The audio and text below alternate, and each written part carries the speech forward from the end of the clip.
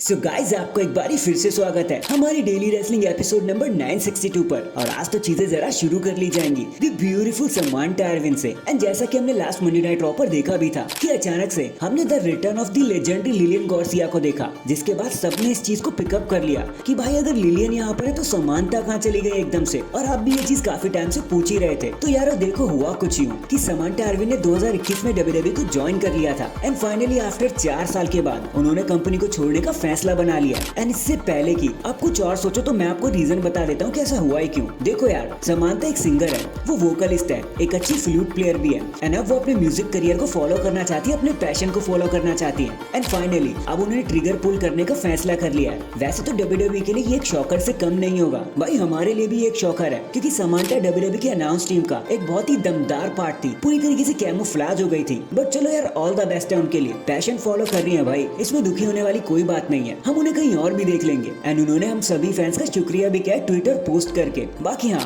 उनके लिए congratulations and all the best. बाकी आप चैनल को अभी लाइक एंड सब्सक्राइब कर दो और वीडियो को एंड तक पूरा देखना। एंड नाउ आप देख रहे हैं रेसलनैरिक्स एंड सब्सक्राइब करना तो बनता है। वेल गाइस, रेसलिंग की बात हो और कंट्रोवर्सीज ना हो, देखो ऐसा भी तो नहीं हो सकता। और वैसे कुछ एग्जैक्टली हो गया लास्ट मंडे नाइट रॉ पर। तो देखो हुआ कुछ यूं कि जब इयो स्काई एंड कायरी सेन अपने मैच को हारकर एडम पियर्स के पास चली जाती हैं, तो वहाँ पे अचानक से कार्लिटो शो अप करते हैं और वो कहते हैं कि यार मुझे चाइनीज सीख लेनी चाहिए। एंड सारी कंट्रोवर्सी बस इसी के अराउंड है। सबसे पहले तो ये एक अनस्क्रिप्टेड पार्ट था। अब बात ऐसी है कि इयो स्काई एंड कायरी सेन दोनों ही चाइनीज नहीं है, इसको आप एक तरीके की टीजिंग ले सकते हो, वही समझ सकते हो। सो देखो, इस चीज को डिजिटल प्लेटफॉर्म पर तो एडिट कर दिया गया पूरी तरीके से, जहाँ कार्लिटो ने ऐसा कहा था। एंड बाद में कायरी सेन ने भी इस पर कमेंट करते हुए कह दिया कि देखो मैं जो हूँ वो हूँ, थैंक्स अ लॉट हर चीज के लिए, हर एक्सपीरियंस के लिए। एंड इतना कहकर वो शांत हो गई। हालांकि it's not a big thing, but चलो जी, उम्मीद करते हैं इससे किसी के सम्मान को ठेस नहीं पहुंची होगी।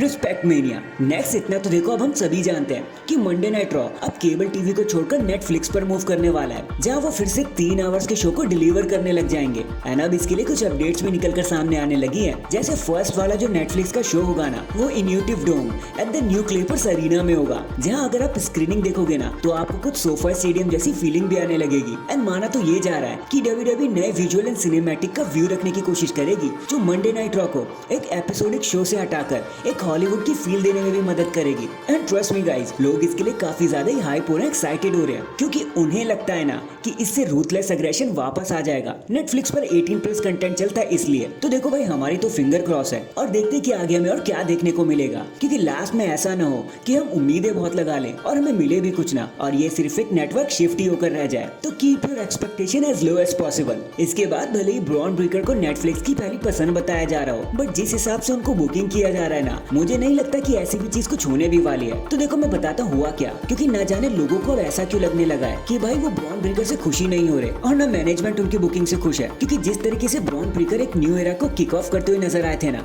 सबका यही मानना था कि वो गंथर को डिथ्रोन करके एक नए चैंपियन बनेंगे। फिर सबको लगा कि वो MITV में सैमी ज़ेन को हरा देंगे, लेकिन वहाँ भी कुछ नहीं हुआ, जिसकी वजह से नॉट ओनली उन्होंने लॉस झेल लिए, साथ ही साथ उनकी क्रेडिबिलिटी पर भी फर्क उठने लगा। वो टाइटल तो 2 बार जीत गए, इंटरकॉन्टिनेंटल चैंपियनशिप, लेकिन किसी को भी समझ नहीं आ रहा कि ब्रॉन ब्रेकर पर रिएक्ट कैसे किया जाए। एंड इसी के साथ ब्रॉन ब्रेकर के लिए काफी प्रॉब्लम खड़ी हो जाती है। बाकी नेटफ्लिक्स पर उनका कुछ हो जाए तो हो जाए, अगर नहीं होता तो हमें डर है कि एक और टैलेंट वेस्ट होने वाला है।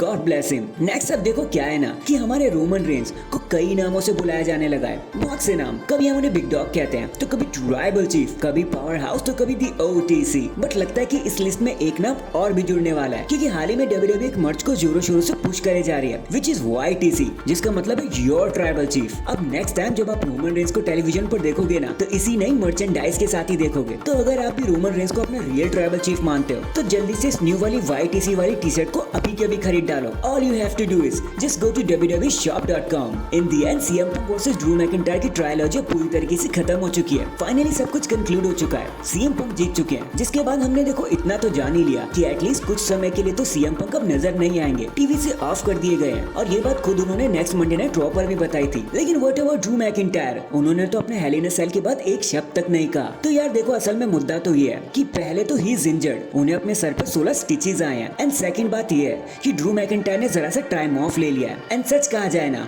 वो ये छुट्टी डिजर्व भी करते हैं। इस ईयर उन्होंने कंटिन्यूस बहुत काम किया बिना छुट्टी लिए, महीने के महीने काम किया है, तो थोड़ा बहुत आराम करना तो बनता है। बाकी डू नॉट वरी, अपनी छुट्टियां खत्म करके ड्रू मैकिंटायर बहुत जल्दी वापस आ जाएंगे, जहाँ पर आपको उनकी तरफ से एक्सप्लेनेशन भी पूरी मिलेगी। तो hashtag Drew McIntyre will be back. So that is it guys, अभी के लिए तो बस इतना ही। आप मुझे बताना, अगर ड्रू मैकिंटायर वापस आते हैं तो आप क्या देखना चाहोगे, कौन सी स्टोरी लाइन के साथ उन्हें ऐड होते हुए देखना चाहोगे, कमेंट करके जरूर बताना। एंड अगर चैनल पर नए हैं तो चैनल को अभी लाइक एंड सब्सक्राइब कर दो। बाकी मैं मिलता हूँ आपसे किसी और अपडेट के साथ, तब तक के लिए अपना ख्याल रखें और खुश रहें।